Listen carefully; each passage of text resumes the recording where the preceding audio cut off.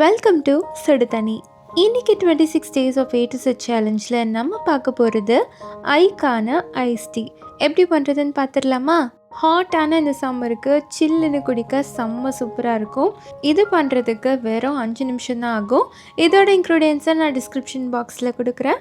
இப்போ வாங்க சேர்ந்து சமைக்கலாம். ஃபர்ஸ்ட் இதுக்கு ஒரு பாத்திரத்தில் நம்ம 1 கப் தண்ணி சேர்த்துக்கலாம். தண்ணியை நல்லா கொதிக்க விட்டுருங்க. நம்ம நார்மலாக டீ போடுற மாதிரி தான் அதை பண்ண போகிறோம். தண்ணி நல்லா கொதித்ததுக்கப்புறமா இதில் 1/2 டேபிள் ஸ்பூன் டீ தூள் சேர்த்துக்கலாம். நீங்கள் எந்த பிராண்ட் டீ தூள் வேணாலும் இதோட நீங்கள் யூஸ் பண்ணிக்கலாம்.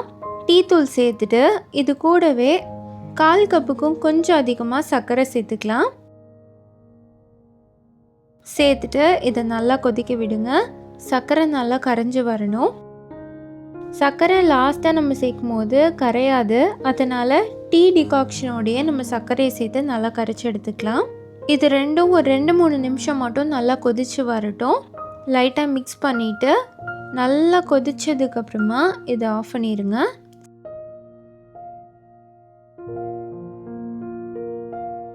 சர்க்கரையும் நல்லா கரைஞ்சிருக்கு. இதை ஆஃப் பண்ணிவிட்டு இது தனியாக ஒரு பவுலில் நம்ம ஃபில்டர் பண்ணி எடுத்துக்கலாம்.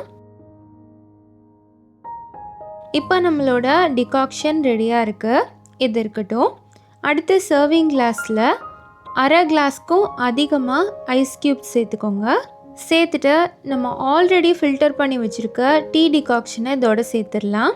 வேணும்னா நீங்கள் கொஞ்சம் தண்ணி மிக்ஸ் பண்ணி கூட சேர்த்துக்கலாம். இதோட 1/2 எலுமிச்சம்பழத்தோட சாறு சேர்த்துக்கலாம்.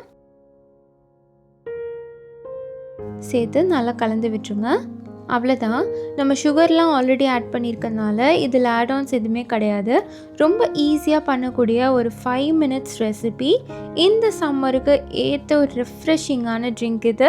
ஸோ கண்டிப்பாக மிஸ் பண்ணாமல் இது ட்ரை பண்ணி பார்த்துட்டு எப்படி இருந்துச்சுன்னு சொல்லி கமெண்ட்டில் சொல்லுங்கள். இந்த வீடியோ உங்களுக்கு பிடிச்சிருந்தால் லைக் பண்ணுங்கள். சுடு தண்ணி சேனலை சப்ஸ்கிரைப் பண்ணுங்கள். தேங்க்யூ.